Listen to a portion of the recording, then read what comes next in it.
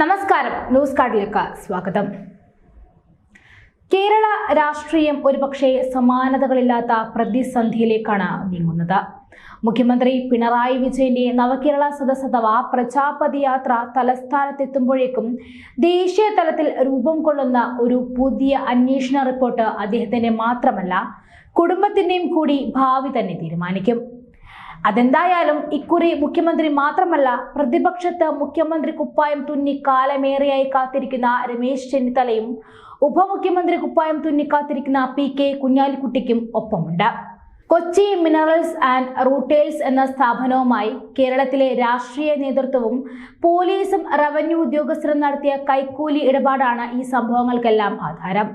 മരണമടഞ്ഞ സാമൂഹിക പ്രവർത്തകൻ ഗിരീഷ് ബാബു നൽകിയ ഹർജി തുടരാം എന്ന അമിക്കസ് ക്യൂറി റിപ്പോർട്ടിനെ തുടർന്ന് മുഖ്യമന്ത്രി പിണറായി വിജയനെയും മകൾ വീണയ്ക്കും നോട്ടീസ് അയക്കാൻ ഹൈക്കോടതി ഉത്തരവിട്ടിരുന്നു. അതിന് പിന്നാലെയാണ് കേന്ദ്ര കോർപ്പറേറ്റ് അഫിലിയേഴ്സ് മന്ത്രാലയം അഥവാ കമ്പനി കാര്യ മന്ത്രാലയം ത്വരിത അന്വേഷണത്തിന് ഉത്തരവിട്ടത്. ആദായ നികുതി വകുപ്പിന്റെ ഇന്ററിം സ്റ്റേറ്റ്മെന്റ് ബോർഡ് പുറപ്പെടുവിപ്പിച്ച തീർപ്പിന്റെ അടിസ്ഥാനത്തിലാണ് ഈ പുതിയ അന്വേഷണം.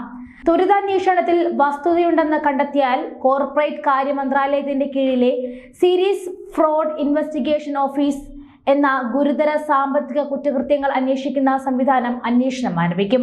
കോർപ്പറേറ്റ് മേഖലയിലെ ഗുരുതരമായ സംഘടിത സാമ്പത്തിക കുറ്റകൃത്യങ്ങൾ അന്വേഷിക്കുന്ന ജുഡീഷ്യൽ അധികാരമുള്ള ഏജൻസിയാണ് SFIO.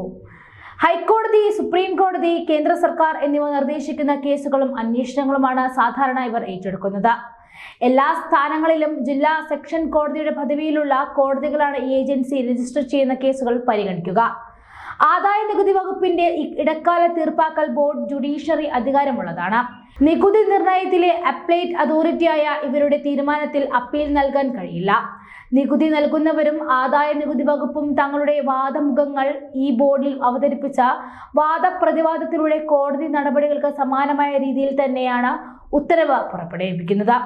CMR-ൽ 2013-14 മുതൽ 2019-20 വരെയുള്ള നികുതി തീർപ്പാക്കലിന് വേണ്ടിയാണ് രേഖകളുമായി ബോർഡിന് മുന്നിലെത്തിയത്. ഇതിനിടെ 2019 ജനുവരി 25-ന് കർത്തായുടെ മുഴുവൻ സ്ഥാപനത്തിലും ഉദ്യോഗസ്ഥരുടെ വീടുകളിലും ആദായ നികുതി വകുപ്പ് തിരച്ചിൽ നടത്തി. ഇങ്ങനെ ശേഖരിച്ച ഡയറിയിൽ നിന്നുമാണ് മാസപ്പടി രേഖകളും വിശദാംശങ്ങളും കണ്ടെടുത്തത്. രാഷ്ട്രീയ നേതാക്കളുടെ എല്ലാം പേര് 2 അക്ഷരമുള്ള രൂപത്തിലാണ് രേഖപ്പെടുത്തിയിരുന്നത്.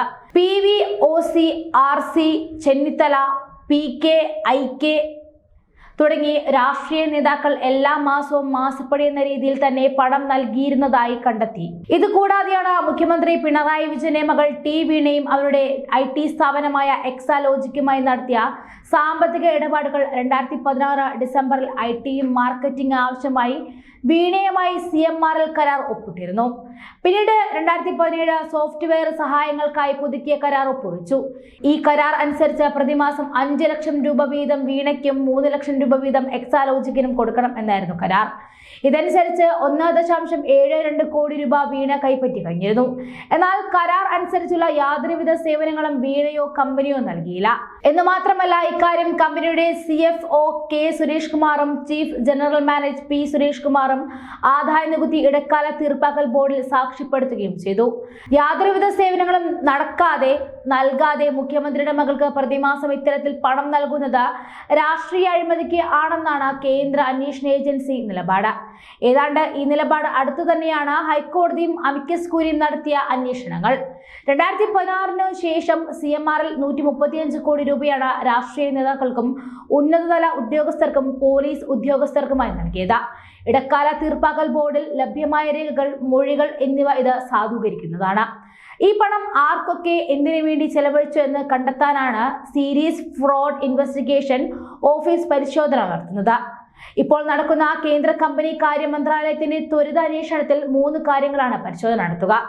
CMR-ൽ ചെലവഴിച്ച 135 കോടി രൂപയുടെ അവരുടെ വ്യവസായ ആവശ്യങ്ങൾക്ക് വേണ്ടി നിയമവിരുദ്ധവും പാരിസ്ഥിതികവും വിരുദ്ധവുമായിട്ടുള്ള എന്തെങ്കിലും നേട്ടമോ പരിഗണനയോ കൈവരിച്ചിട്ടുണ്ടോ? സംസ്ഥാന സർക്കാർ സ്ഥാപനമായ വ്യവസായ വികസന കോർപ്പറേഷന് CMR-ൽ 13.4% ഓഹരി നിക്ഷേപമുള്ളതുകൊണ്ട് ഈ കേസ് പൊതു ദുർവിനിയോഗത്തിന്റെ പരിധിയിൽ വരുന്നതാണോ? CMRൽ ബോംബെ സ്റ്റോക്ക് എക്സ്ചേഞ്ചിൽ ലിസ്റ്റ് ചെയ്യപ്പെട്ടതാണെങ്കിൽ ഉയർന്നു നിന്നിട്ടുള്ള ആരോപണങ്ങൾ സെബി ചട്ടങ്ങളുടെ ലംഘനമാണോ? ഈ 3 കാര്യങ്ങൾ പരിശോധിച്ച ശേഷം മാത്രമാണ് മന്ത്രാലയത്തിന്റെ ശുപാർശ അനുസരിച്ച് SIFO അന്വേഷണം നടത്തുക. ഇപ്പോൾ നടക്കുന്ന അന്വേഷണത്തിന്റെ ചുമതല corporate affiliates director general, Chennai, Bangalore regional ഡയറക്ടർമാരാണ് നടത്തുന്നത്. സംസ്ഥാനത്തിന്റെ വിഭവശേഷിയെ കള്ളക്കടത്തും കരിഞ്ചന്തയും നടത്തി മാസപ്പടി വാങ്ങി കീശയിലിടുന്ന ഒരു കറക്ക് കമ്പനിയാണ് UDFും LDFും എന്ന കാര്യം വ്യക്തമാകുന്നതാണ് മാസപ്പടി ഡയറിയും ഉന്നത ഉദ്യോഗസ്ഥർ ഇടക്കാല തീർപ്പാക്കൽ ബോർഡിൽ നൽകിയ മൊഴിയിലൂടെയും വ്യക്തമാകുന്നത്. മാസപ്പടി വിവാദം ഉയർന്നപ്പോൾ വ്യവസായികളിൽ നിന്നും പണം വാങ്ങുന്നതിന് വലിയ തെറ്റില്ല എന്നായിരുന്നു പ്രതിപക്ഷ നേതാവ് VD സതീശൻ പരസ്യ പ്രസ്താവന നടത്തിയത്. കഴിഞ്ഞ ദിവസം കോൺഗ്രസ് നേതാവും അവരുടെ പഠന ഗവേഷണ കേന്ദ്രത്തിന്റെ ഡയറക്ടറുമായ ചെറിയാൻ ഫിലിപ്പ് മാസപ്പടി വാങ്ങുന്നത് പാപമാണെന്ന് പറഞ്ഞ് ഫേസ്ബുക്കിൽ പോസ്റ്റ് ഇട്ടിരുന്നു. കോൺഗ്രസ് നേതാക്കളായ രമേശ് ചെന്നിത്തലയും ഉമ്മൻചാണ്ടിയും UDF ഘടകകക്ഷികളായ PK കുഞ്ഞാലിക്കുട്ടിയും ഇബ്രാഹിം കുഞ്ഞും പട്ടികയിൽ ഉൾപ്പെട്ട സാഹചര്യത്തിൽ പാപം ചെയ്യാത്തവർ കല്ലെറിയട്ടെ എന്ന് മാത്രമേ ചെറിയാൻ ഫിലിപ്പിനോട് പറയാൻ കഴിയുകയുള്ളൂ.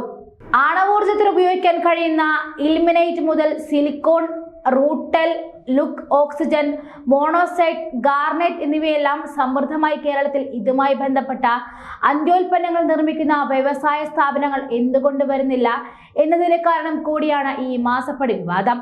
ഇത്തരം വ്യവസായ സ്ഥാപനങ്ങൾ ആരംഭിച്ചാൽ സ്വകാര്യ വ്യവസായികളുടെ കൊള്ളയും രാഷ്ട്രീയക്കാരുടെ മാസപ്പടിയും അവസാനിക്കും. അതുകൊണ്ട് തന്നെയാണ് മാറി മാറി കേരളം ഭരിക്കുന്ന UDFും LDFും ഇത്തരം വ്യവസായ സ്ഥാപനങ്ങളിൽ കേരളത്തിൽ ആരംഭിക്കാത്തത്. മുഖ്യമന്ത്രിയുടെ പ്രജാപതി സദസ്സ് തലസ്ഥാനത്തേക്ക് എത്തുമ്പോഴേക്കും മാസപ്പടിയിൽ ത്വരിതാന്വേഷണം പൂർത്തിയാകും.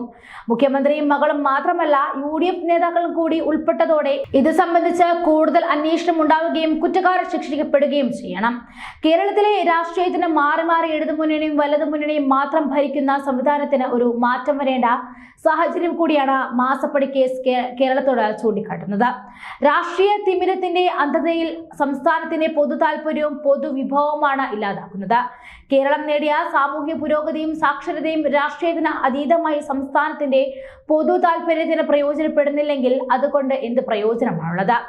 DYFIയിൽ അംഗമായതിനാൽ സ്ത്രീ പീഡന കേസിൽ ഇരകളായ പെൺകുട്ടിയെ കൊന്ന് കെട്ടിത്തൂക്കിയാലും കേസിൽ നിന്നും രക്ഷപ്പെടാം എന്ന് വരുന്ന സാഹചര്യം ഇത് തന്നെയല്ലേ സൂചിപ്പിക്കുന്നത്?